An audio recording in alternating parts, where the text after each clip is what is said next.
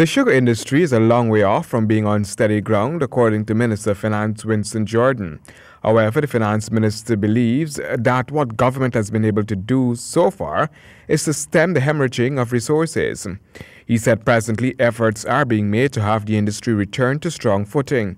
There are some issues which they're trying to iron out as it relates to the bond that is financing them, because there have been some slight changes in the overall objectives over the next 5-year period, and there are some imminent priorities that have to be looked at. So there are issues about re-examining the use of the bond in terms of what it should be financing and what GAISUCO will be concentrating on relative to what it was at the time when the bond was taken. Within the first 3 years of taking office, the government had pumped some $18 billion into GAISUCO. Subsequently, government moved to downsize the industry with the aim of making GAISUCO more efficient. Nevertheless, at present, Minister Jordan stated that there is a good board of directors in place. As I said, stabilization is the force process for growth. Right? You first have to stabilize something that has been declining all the time. You have to stabilize, then build on it, and then you will find growth afterwards. And that is what is taking place in the sugar industry. The minister maintained that the industry could not remain in the state it was in. No transformation is without its traumas.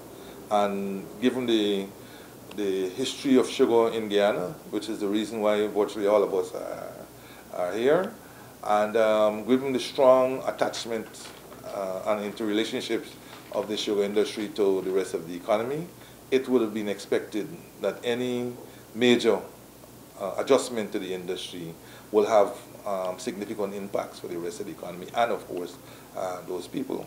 I think sometimes people don't give the government enough credit for an industry that was obviously employing somewhere in the region of 18,000, 19,000 people to produce just over 100,000 plus tons of sugar. Currently, there are some 10,000 persons in the sugar industry, with an average production ranging between 100,000 to 105,000 tons of sugar. Although we would like everybody to have a job, and indeed the 6,000 who are there, we have put in place measures to assist. It's not going to be the same, agreed, but similarly the way how the bauxite workers went through the same traumas, we understand, and as the economy grows, a number of those workers will be absorbed. I think one plus that could come out of that is that a number of the workers use the opportunity of their monies to get into business or to get into other activities. In the 2019 budget, no money was allocated from the public office for the industry.